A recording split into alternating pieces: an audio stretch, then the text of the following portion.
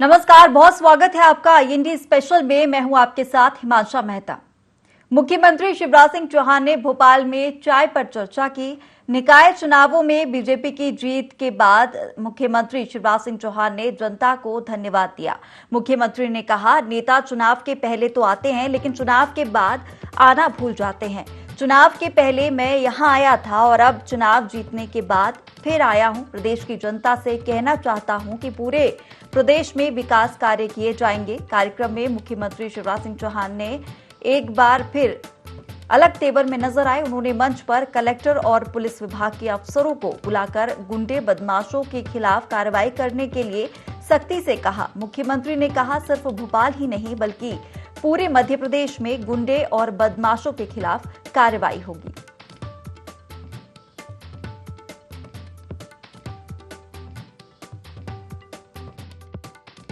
मैं यहीं आया था चाय पीने, तब आपने कई चीजें मुझे बताई थी। आज मैं फिर आया हूं, परसों चुनाव के रिजल्ट आए और इतनी याद आ रही थी आपकी कि शिवराज बोल के पहले तो चाय पिया है, अब जाके चाय पियो ना, जनता ने जिता दिया है। आपके आशीर्वाद से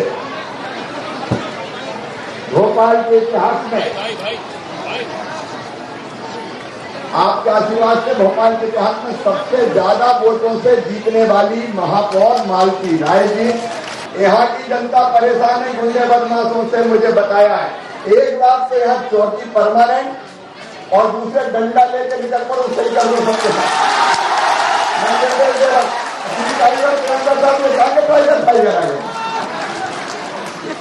कौन सी टाइगर शराब आ गई? ये पाउच जब करो, मारो डंडे, ठीक कर दो सबको, साफ करो ना, कोई छोड़ना नहीं। देखो ऐसा होता है कि नेतागण चुनाव के पहले तो आते हैं, सभाएं करते हैं, बातचीत करते हैं और चुनाव के बाद फिर भूल जाते हैं। मैं आज आपसे मिलने आया हूं और उस समय आपने कुछ समस्याएं बताई थी।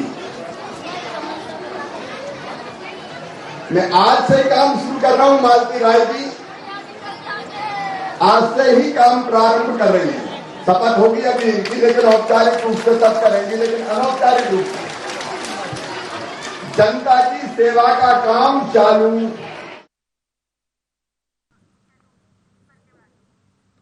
तो मुख्यमंत्री शिवराज सिंह चौहान ने भोपाल में चाय पर चर्चा की। पंचायत और नगरीय निकाय चुनाव में सफलता के बाद मुख्यमंत्री शिवराज सिंह चौहान जनता के बीच पहुंचे और यहां पर उन्होंने कहा कि चुनाव के पहले तो सब आते हैं लेकिन चुनाव जीतने के बाद मैं आपसे मिलने आया हूं। उन्होंने जनता को धन्यवाद दिया। साथ ही उन्होंने कहा कि चुनाव जीतने के बाद सब भूल जाते हैं लेकिन चुनाव के पहले भी मैं आया था और बाद में भी मैं आऊंगा। और इसी के साथ हमारे तमाम मेहमान भी हमारे साथ जुड़ गए हैं। हमारे साथ मध्य प्रदेश कांग्रेस प्रवक्ता सिद्धार्थ राजावत जुड़ गए हैं, साथ ही बीजेपी नेता राकेश शर्मा और वरिष्ठ पत्रकार गौरव चतुर्वेदी हमारे साथ जुड़ गए हैं। आप तीनों मेहमान का बहुत बहुत स्वागत है आईएनडी 24 में। सबसे पहले बात करूंगी बीजेपी नेता राकेश शर्मा जी से। राकेश जी, ये बात हमेशा से सामने आती रही है कि चुनाव के पहले नेता आते हैं, लोगों से मिलते हैं वोट मांगने के लिए, लेकिन चुनाव के बाद कोई भी नेता जनता को देखने तक नहीं आता, हालचाल भी नहीं पूछता। लेकिन मुख्यमंत्री शिवराज सिंह चौहान ने इस बात को हटा दिया है। वो जनता के बीच चुनाव जीतने के बाद पहुंचे और उनका आभार भी व्यक्त किया। देखिए, निश्चित रूप से जनता के बीच एक इस तरह का बना हुआ है माहौल कि नेता आते हैं, चुनाव के समय अपनी सूरत दिखाते हैं, वोट मांगते हैं और फिर चुनाव के बाद नजर नहीं आते। मध्य प्रदेश के मुख्यमंत्री, जननायक, विकास पुरुष, भगवान के वरदान शिवराज सिंह चौहान नगर निगम चुनाव के समय 12 नंबर मल्टी में प्रचार करने के लिए गए थे और उस समय उन्होंने वहां की जनता से वादा किया था कि मैं फिर जल्दी आपके बीच आऊंगा। आप देखिए, 2 दिन पहले चुनाव के परिणाम आए, आज माननीय मुख्यमंत्री उनके बीच पहुंचे। माननीय मुख्यमंत्री अकेले नहीं पहुंचे, प्रशासन का पूरा अमला अपने साथ लेके गए थे। कलेक्टर से लेके तो बड़े अधिकारी सब उनके साथ वहां पर थे, पुलिस के अधिकारी वहां पर थे और स्थानीय जनता ने जो समस्या रखी थी, कहीं ना कहीं उसका हल करने के लिए और उस समस्या को दूर करने के लिए अधिकारी को वहीं निर्देशित किया कि पानी का ओवरहेड टैंक तुरंत बनाया जाए, वहां पुलिस की चौकी तुरंत खोली जाए, वहां स्थानीय स्तर पे जो गुंडे हैं उनके खिलाफ सख्त कार्रवाई तुरंत की जाए। तो मुझे लगता है कि ऐसा जनप्रतिनिधि जिसके को जनता चाहती है और जनता जो चाहती है वो जनप्रतिनिधि करे, ऐसे माननीय शिवराज सिंह चौहान है। और आज उनने एक नई नजीर और अन्य नेताओं के सामने भी ये नजीर पेश करी कि आपको अपनी जनता की कैसी चिंता करना चाहिए और जो जनता से वादे करते हैं उनको तुरंत पूरा करना चाहिए। और मुझे लगता है कि शिवराज सिंह चौहान जी की लोकप्रियता का सबसे बड़ा कारण ये है कि वो जनता के बीच रहते हैं और जनता उनके हृदय में रहती है, लगातार वो जनता की चिंता करते हैं। वहां उनने कहा कि मैं जब से आपके बीच से गया था आपकी बड़ी याद आ रही थी, देखिए मैं फिर आपके पास आ गया और आज आपकी हर समस्या को हल करेंगे। वहां पर जिनके गरीबी रेखा के राशन कार्ड नहीं है उसके लिए कैंप लगाने के लिए कहा कि तुरंत कैंप लगाएं। अन्य शासकीय सुविधाएं जो उनको वहां लोकल स्तर पर गरीबों को प्राप्त नहीं हो रही उसके लिए उन्होंने निर्देशित किया कि तुरंत वो सुविधाएं उपलब्ध कराई जाए। तो मुझे लगता है कि जो बार बार कहा जाता है भगवान के वरदान शिवराज सिंह चौहान, तो कहीं ना कहीं ये सिद्ध होता है। शिवराज सिंह चौहान अपनी जनता को चाहते हैं, इसलिए मध्य प्रदेश की जनता कहती है कि शिवराज सिंह चौहान है तो सब संभव है। बिल्कुल। और लगातार मध्य प्रदेश में भी जो गुंडे बदमाश है उनके घरों पर बुलडोजर चलाया जा रहा है और आज भी चाय पर चर्चा के दौरान उन्होंने गुंडे बदमाशों को लेकर सख्ती दिखाते हुए निर्देश भी दिए हैं कि गुंडे बदमाशों पर नकेल कसी जाए।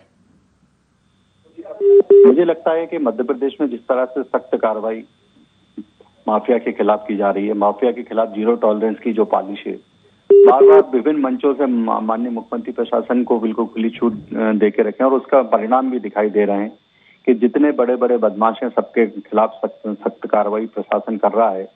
उन जो बच्चियों पे अत्याचार कर रहे हैं, जो जनता के साथ खिलवाड़ कर रहे हैं, चाहे वो खनन माफिया हो, चाहे शराब माफिया हो, चाहे अन्न और खाद में मिलावट माफिया हो, उनके खिलाफ लगातार सख्त कार्रवाई की जा रही है। उनके अवैध निर्माणों को तोड़ा जा रहा है और उनको जेल भेजा जा रहा है। एनएसए की कार्रवाई भी साथ ही साथ की जा रही है और मुझे लगता है कि भयहीन मध्य प्रदेश बनाने के लिए और एक शांति का टापू बनाने के लिए मध्य प्रदेश के मुख्यमंत्री लगातार जो प्रयास कर रहे हैं। देखिए आप, माननीय मुख्यमंत्री के निर्देश पे पहले डकैतों से मुक्त हुआ मध्य प्रदेश, उसके बाद सिमी के आतंकवादियों से मध्य प्रदेश को मुक्त किया गया। अब माफिया के खिलाफ लगातार कार्रवाई की जा रही है और माफिया के खिलाफ जो कार्रवाई की जा रही है वो दिखाई दे रहा है। बिल्कुल, कहीं ना कहीं जनता के बीच पहुंचना और लगातार जनता से उनकी समस्याओं को जानना ही उनकी लोकप्रियता एक कारण है। और अब सिद्धार्थ जी, आपसे जानना चाहूंगी, जिस तरीके से मुख्यमंत्री सफलता उन्हें जो चुनावों में मिली है और अब जनता के पास गए हैं, आप किस तरीके से देखते हैं इसे? देखिए, सर्वप्रथम तो आप समीक्षा कीजिए जो मुख्यमंत्री ने बोला है और जो हमारे साथी मित्र राकेश शर्मा जी ने बोला है। दोनों ने ये स्वीकार लिया है कि इससे पूर्व कोई भी विकास कार्य हुए नहीं। ये उन्होंने मान लिया कि अब मुख्यमंत्री जी आए हैं जीत के, जो प्रचंड बहुमत या जो भी झूठे आंकड़े पेश कर रही है भारतीय जनता पार्टी, उस हिसाब से आप देख लीजिए कि माफियाओं का अंत होगा, गुंडों को उठाया जाएगा। इसका मतलब ये था कि 18 वर्ष से आप लोग गुंडों को पनपा रहे थे। इससे ये भी साबित हो गया है कि आप गरीबी रेखा के नीचे के कार्ड नहीं बना रहे थे, जो मुख्यमंत्री ने बोला है कि सारा प्रशासन अमला लेके पहुंचे, इनका बनाइएगा। ये बात स्पष्ट हो गया। आप स्वर्णिम मध्य प्रदेश, विकसित मध्य प्रदेश, आत्मनिर्भर मध्य प्रदेश, तीनों में बनाने में आप काबिल नहीं रहे, तो आज जाके आपको जनता के सामने चाय पीने में, चाय पे चर्चा पे जाना पड़ा। ये इवेंट करना मुख्यमंत्री बहुत अच्छी तरह जानते हैं। सुबह सुबह मामी उनमें जो चाबी भरती हैं और उनको कान में फूंक देती है कि आज जाके इस जगह पे इवेंट करो, और मामा 2 थैले उठाते हैं, उसमें नारियल भरते हैं और पहुंच जाते हैं फोड़ने। तो ये इवेंट बंद होना चाहिए। कम से कम 3000 किलोमीटर से ज्यादा की जो रोडें बह गई हैं उन पे संज्ञान लें, वहां पे चाय पे चर्चा करें, जाके गड्ढों में बैठ के वहां जाए, वहां पे पेड़ लगाएं, आओ मामा पेड़ लगाएं, बात करें, वहां भांजे भांजियों को बुलाएं और बोलें जाके कि ये मेरे 18 वर्ष के गड्ढे हैं जो मैं आपको विरासत में देके जाऊंगा। इस पर भी कभी चर्चा करें। अरे इवेंट 5000 करोड़ से ज्यादा अपने चेहरे पे खर्च कर लिया, अब और कितना जनता को बेवकूफ बनाएंगे आप? आपने पुलिस पैसा प्रशासन के बल पे आप अपना चेहरा और चमका के, और जो जनता द्वारा दिया हुआ कांग्रेस को जो बहुमत है वो आप जनता का लूट रहे हैं। आप जनता के संग आप अभी भी छल कपट पाप कर रहे हैं। शर्म आनी चाहिए शिवराज सिंह जी को। अरे आप जीत तो जनता ने ही दिलाई है। जनता की जीत नहीं है, जनता की जीत है तो आप है ना पंचायत चुनाव और इन चुनावों में दोनों में आकलन कर लें। जो बैलेट पेपर से हुआ है और जो मशीनों में हुआ है, दोनों को देख लें आप। किस प्रकार से उज्जैन की सीट हमसे चोरी करी गई इन लोगों द्वारा, किस प्रकार से बुरहानपुर में इन लोगों ने हमारे संग बेईमानी की, किस प्रकार से इनकी बी टीम ने काम किया। ऐसा लग रहा था जो भारतीय जनता पार्टी के जो कर्मचारी हैं, जो भाजपा का बिल्ला लगा के काम कर रहे थे, हमें तो लग रहा था कि हमारा भाजपा से चुनाव नहीं हो रहा, प्रशासन से चुनाव हो रहा है। और सामने हम लोग खड़े हैं, पूरा प्रशासन खड़ा हुआ है इनको दीवार बन के। शर्म आनी चाहिए शिवराज सिंह जी को, पूरे प्रदेश को शबराज बना दिया है। अभी भी इवेंट कर रहे हैं, चर्चा कर रहे हैं चाय पे। अरे कौन सी चाय पे चर्चा? बड़े मियाँ तो बड़े मियाँ, छोटे मियाँ सुभान अल्लाह, बड़े मियाँ ऊपर मन की बात करते हैं, चाय पे चर्चा करते हैं, छोटे मियाँ उनकी कॉपी करने लगते हैं। लेकिन सिद्धार्थ जी, क्या लगता है, क्या जनता के बीच जाना नहीं चाहिए? भले चुनाव हो या ना हो, लेकिन जनता के बीच जाना, उनकी समस्याओं को सुनना जनप्रतिनिधि का काम होता है, और यही भाजपा की सफलता का राज है। हुए थे क्या 18 वर्ष से? पूरी 18 वर्ष से भी वो मुख्यमंत्री हैं। 18 वर्ष में क्यों नहीं गई ये जनता के बीच में?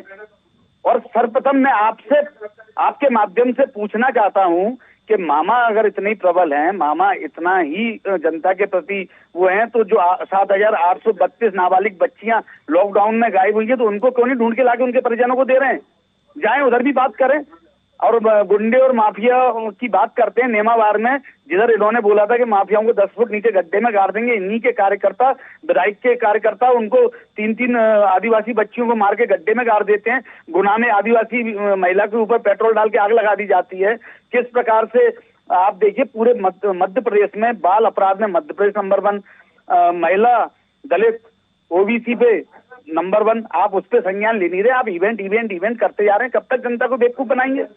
चलिए ठीक है, आपके आरोपों का संज्ञान जो है वो राकेश शर्मा जी से ले लेते हैं। राकेश जी, जिस तरीके से यहाँ पर सिद्धार्थ जी कह रहे हैं कि लॉकडाउन में कई बच्चे यहाँ पर गायब हुए हैं और काफी जो विकास है वो नहीं हुआ है, क्या कहेंगे? देखिए, मुझे लगता है कि कांग्रेस के आरोपों का जवाब तो जनता ने दे दिया। मध्य प्रदेश में जिस तरह से राघोगढ़ जो नगर पालिका है वो माननीय दिग्विजय सिंह जी का क्षेत्र कहलाता है, वहां से उनके विधायक जो 2 लोग हैं, एक भाई है और एक बेटा है, और वहां 16 स्थानों में से 14 स्थान पर भारतीय जनता पार्टी जीतती है। उसके बाद आप बात कीजिए खंडवा बुरहानपुर की। अरुण यादव कांग्रेस के वरिष्ठ नेता हैं, जो प्रदेश के पूर्व उपाध्यक्ष, प्रदेश के पूर्व अध्यक्ष हैं, साथ ही केंद्रीय मंत्री रहे हैं, सांसद रहे हैं। वहां करारी हार कांग्रेस की होती है। उसके बाद सतना की बात कर लें, अजय सिंह राहुल भैया जो पूर्व नेता प्रतिपक्ष थे, वहां उनके क्षेत्र में कांग्रेस की बुरी तरह से हार होती है। इंदौर की बात कर रहे हैं, जीतू पटवारी रोज पत्रकार वार्ता लेते हैं, रोज मीडिया के बीच आते हैं, रोज आरोप लगाते हैं। उन्हीं की सीट कांग्रेस पार्टी हार जाती है और इंदौर में कांग्रेस की बड़ी हार होती है, जहां सज्जन सिंह वर्मा अपनी ऊंची कॉलर लेकर राजनीति करते हैं। तो पूरी तरह से मध्य प्रदेश में कांग्रेस के नेताओं को नकार दिया गया है। और ये जो खींच राजावत साहब की, उसको मैं समझ सकता हूँ। आज राजावत साहब से पूछिए कि मध्य प्रदेश में जब ये महिला अत्याचार की बात करते हैं और उज्जैन संभाग के इनके विधायक का बेटा एक बच्ची के साथ बलात्कार करता है, और वो भी कांग्रेस की कार्यकर्ता के साथ बलात्कार करता है, 6 महीने तक वो राजस्थान में जाके छुपा रहता है। आज राजस्थान का इनका संसदीय कार्य मंत्री कहता है कि राजस्थान में, हिंदुस्तान में सबसे ज्यादा बलात्कार इसलिए होते हैं कि वहां मर्द रहते हैं। मुझे ये शर्म आती है कहने में कि राजस्थान का इनका मंत्री का बेटा बलात्कार कर रहा है, मध्य प्रदेश में इनके विधायक का बेटा बलात्कार कर रहा है, और ये महिला अत्याचार की बात करते हैं। राजावत साहब इस बात का जवाब क्यों नहीं देते कि अगर हम भू माफिया के खिलाफ कार्रवाई करते तो ये संघवी ब्रदर जो कांग्रेस के कार्यकर्ता हैं इंदौर में। बिल्कुल, चलिए राकेश जी वापस आएंगे और वरिष्ठ पत्रकार गौरव चतुर्वेदी जी से भी चर्चा करूंगी। गौरव जी, जिस तरीके से यहाँ पर मुख्यमंत्री शिवराज सिंह चौहान सफलता के बाद लोगों से रूबरू हुए हैं, और इस तरीके से क्या लगता है जनता के बीच बार बार जिस तरीके से मुख्यमंत्री जाते हैं, उनकी समस्याओं को सुनते हैं, उनसे बात करते हैं, यही उनकी जीत का मंत्र है? देखिए, हर जनप्रतिनिधि को अपनी जनता के साथ संवाद और संपर्क रखना चाहिए। और 17 साल के बाद भी मुख्यमंत्री अगर सार्वजनिक तौर पर ये स्वीकार कर रहे हैं कि मुझे पता है कि आपके क्षेत्र में गुंडे बदमाश पनप रहे हैं, तो उनके खिलाफ कार्रवाई की जाएगी, तो ये मैं नहीं कह रहा हूं, ये मुख्यमंत्री जी खुद अपने मुंह से मध्य प्रदेश की उस हालत को बयां कर रहे हैं जो उनके राज्य में घटित हो रहा है।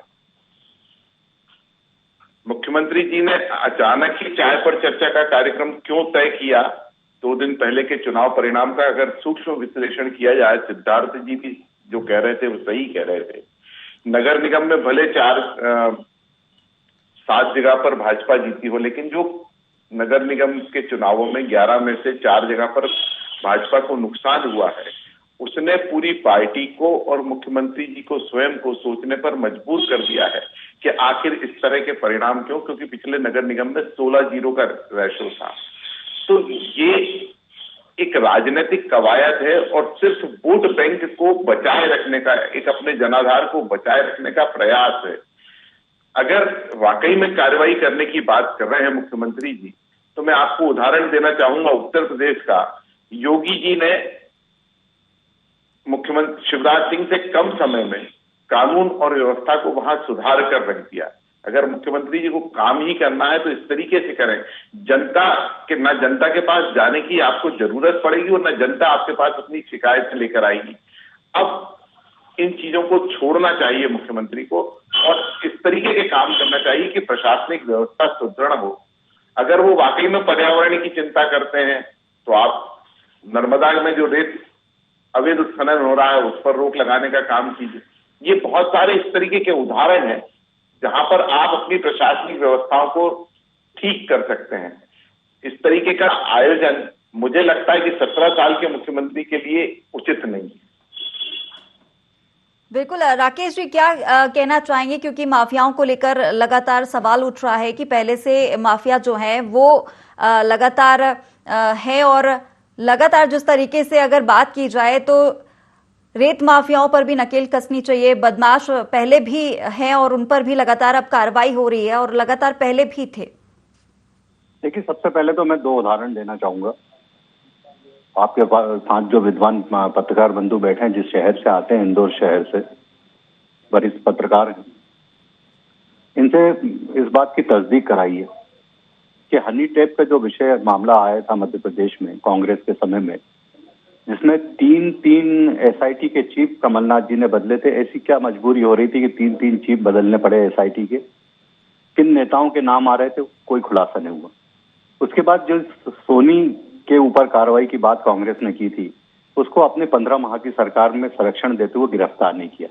जैसे ही भारतीय जनता पार्टी की सरकार आती है, वो सोनी गिरफ्तार होता है और उसके खिलाफ सख्त कार्रवाई होती है।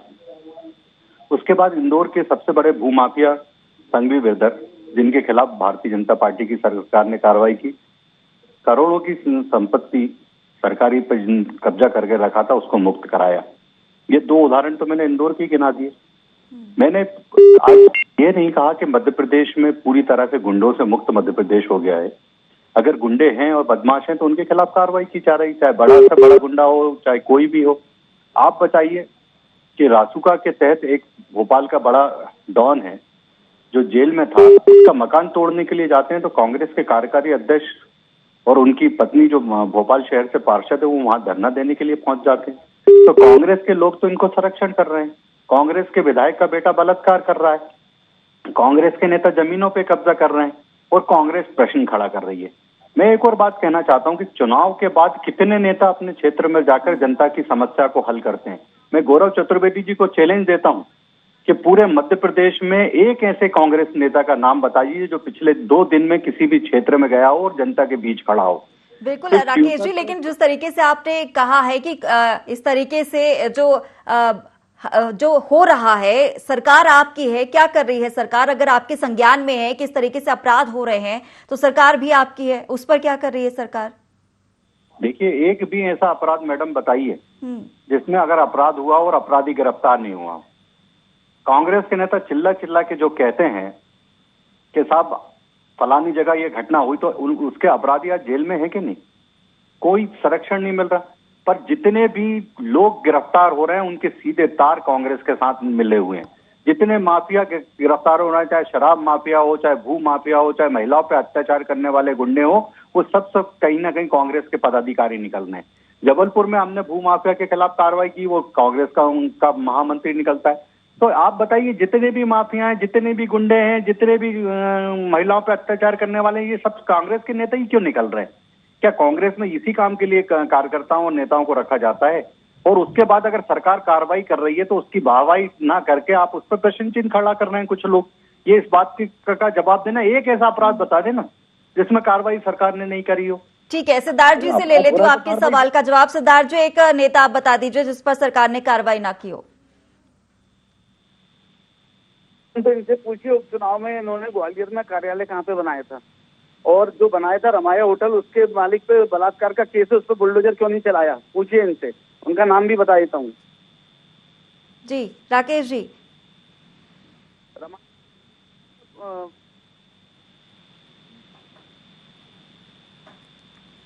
राकेश जी, ग्वालियर में जो होटल जिसके मालिक पर बलात्कार का आरोप लगा था, उस पर बुलडोजर क्यों नहीं चलाया गया उसके घर पर, ये सवाल है यहाँ पर सिद्धार्थ जी का।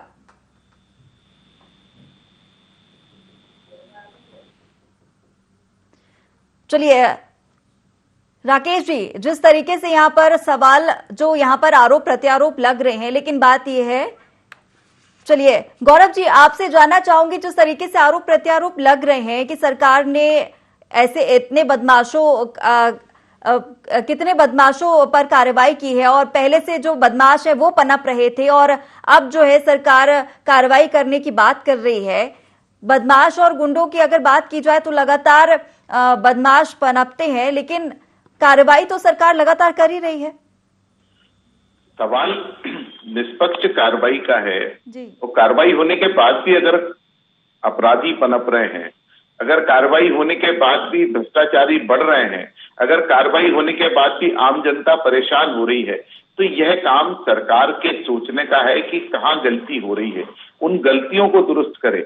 मैं मुख्यमंत्री के जनता के बीच में जाने को लेकर के कोई आपत्ति खड़ी नहीं कर रहा हूं, लेकिन मैं बात कर रहा हूं कि आप जब जनता के बीच में जाकर इस तरह की बातें करते हैं कि अब कोई गुंडा नहीं पनप पाएगा, अब आपको जल मिल जाएगा, आखिर वो रहवासी कोई आज के तो रहवासी है नहीं। जब मुख्यमंत्री सवेरे 5 बजे उठकर 6 बजे उठकर पेयजल को लेकर के, एक गांव के पेयजल की व्यवस्था को लेकर के सुबह 5 बजे 6 बजे अधिकारियों की मीटिंग बुला सकते हैं, बड़े बड़े अधिकारियों की, तो 17 साल के सुशासन में अगर इस तरीके की शिकायतें सामने आ रही हैं तो उन्हें दुरुस्त करने की जरूरत है, उन्हें दुरुस्त कीजिए और एक ऐसी व्यवस्था आप बनाइए कि आम जनता आपके पास अपनी शिकायतें लेकर ना आए, तभी राम राज्य माना जाएगा। राकेश जी, क्या आप गौरव चतुर्वेदी जी की बात से सहमत हैं कि व्यवस्था जो है उसको और दुरुस्त करना चाहिए ताकि जनता शिकायत लेकर ना पहुंचे? देखिए, मध्य प्रदेश की सरकार ने विभिन्न स्तरों पर हेल्पलाइन की व्यवस्था की है कि जनता सीधे वहां पर शिकायत करे, वो समस्याएं दूर होती हैं। उसके बाद जनप्रतिनिधि का ये दायित्व होता है कि वो अपनी जनता के बीच जाए और छोटी मोटी समस्या जो हो उसको दूर करे। ये जहां की बात कर रहे हैं कि 17 साल से सरकार है, 17 साल से सरकार है, तो भैया वहां जाके जरा देखिए, पीने की पानी की कमी नहीं है, वहां लोगों को पानी मिल रहा है। पर उनका जो मांग है कि आप यहीं पे एक ओवरहेड टैंक की और व्यवस्था कर दीजिए अतिरिक्त, उसकी व्यवस्था सरकार ने तुरंत वहां पे माननीय मुख्यमंत्री ने कलेक्टर को निर्देशित किया है कि आप टेंडर या अन्य प्रक्रिया में ना लगे और तुरंत वहां पे पीने की व्यवस्था के लिए और एक अतिरिक्त ओवरहेड टैंक बनाए। मुझे लगता है सरकार अगर गरीबों के बीच जा रही है, सरकार गरीबों की चिंता कर रही है। ये जो 17 साल के रोने वालों से एक बार ये जरूर पूछिए कि 2-3 दशक से ज्यादा कांग्रेस की सरकार मध्य प्रदेश और देश में रही, तब भी गरीबों को आज पक्के मकान क्यों उपलब्ध हो पा रहे हैं? आज क्यों उनके घर में बिजली उपलब्ध हो पा रही है? आज क्यों उज्ज्वला के तहत उनको गैस के सिलेंडर मिल रहे हैं? आज क्यों उनके टॉयलेट का निर्माण करवाना पड़ रहा है? कई समय तक कांग्रेस की सरकारें रही है इस देश में, तो तब ये समस्याएं दूर क्यों नहीं हुई? और आज अगर उनकी समस्याएं दूर हो रही है और आज उनकी चिंता हो रही है, तो आज हर आदमी को तकलीफ क्यों हो रही है? हम जनता के प्रति जवाबदार हैं, हम जनता की सेवा कर रहे हैं, माननीय मुख्यमंत्री उनकी सेवा कर रहे हैं, लगातार उनके बीच जा रहा है, उनके बीच रह रहे हैं, तो आशीर्वाद मिल रहा है। जिस क्षेत्र की बात की जा रही है वहां 5 में से 5 पार्षद भारतीय जनता पार्टी के चुने गए, महापौर भोपाल में भारतीय जनता पार्टी का चुना गया, तो ये जनता आशीर्वाद हमें इसीलिए दे रही है कि हम उसकी सेवा कर रहे हैं। ये रोने से कि 17 साल की सरकार में बिल्कुल सब कुछ खत्म हो जाना चाहिए, मैंने ये तो नहीं कहा कि 100% समस्या हल हो गई है। लेकिन राकेश जी, कई बार जनता की शिकायत होती है, सेल्फ हेल्पलाइन में कई शिकायतें की जाती हैं, उसके बावजूद भी शिकायतें जस की तस पड़ी रहती है, निराकरण नहीं किए जाते। देखिए, मेरा मैडम निवेदन है, सीएम हेल्पलाइन की प्रक्रिया को आप जानिए। अगर पहले स्तर पे अगर वो शिकायत हल नहीं होती तो अपने आप वो सेकंड स्तर पे बड़े अधिकारी के पास चली जाती है, और जब तक उस शिकायत का निराकरण नहीं हो जाता, उस शिकायत को समाप्त नहीं माना जाता। लगातार अधिकारी आपसे संपर्क में रहता है और क्यों आपकी समस्या हल नहीं हो रही उसकी बात करता है। मुझे लगता है इतनी अच्छी व्यवस्था आज तक देश में कहीं नहीं हुई जितनी अच्छी व्यवस्था माननीय मुख्यमंत्री शिवराज सिंह चौहान ने मध्य प्रदेश में सीएम हेल्पलाइन की व्यवस्था शुरू करके की है। ठीक है, सिद्धार्थ जी क्या कहना चाहेंगे? जिस तरीके से लगातार शिकायतों का निराकरण होता आ रहा है, ऐसा राकेश जी का कहना है कि जो हेल्पलाइन में शिकायतें की जाती है उनका निराकरण होता है, उसको लेकर आप क्या कहेंगे? सर्वप्रथम तो मैं शर्मा जी से एक निवेदन करूंगा। पहले रामनिवास शर्मा जी जो संचालक है, जिनको टीएनसीपी ने भी सिर्फ हॉस्टल बनाने की परमिशन दी थी और नाले के ऊपर उन्होंने रमाया होटल कैसे बना लिया, उसमें भारतीय जनता पार्टी का दफ्तर कैसे खुला, क्या सांठगांठ थी नरेंद्र सिंह तोमर की और मुख्यमंत्री की, जो मुख्यमंत्री के संग फोटो है, आपके लोकेन पाराशर जी के संग फोटो है उस आदमी के, उस पर बलात्कार का केस है, आज तक गिरफ्तार नहीं हुआ। उसकी ये जो रेडियस वाला इनके जो जीपीआरएस सिस्टम लगाया ना इनके जो बुलडोजर में, और जिसकी आंखें हैं वो आंखें देख क्यों नहीं पा रही, वो स्कैन क्यों नहीं कर पा रही हैं उस होटल को, वो तोड़ क्यों नहीं पा रही हैं। और रही बात जो शराब माफियाओं की बात कर रहे थे, तो ये पता करें कि प्रदेश के गृह मंत्री के संग शराब के माफियाओं के क्या संबंध है, किन किन को ठेके मिले, कैसे मिले और उनके क्या संबंध है, सरकार गिराने में कहां से पैसा गया, इसकी भी तफ्तीश कराई जाए, निष्पक्ष सीबीआई जांच की जाए।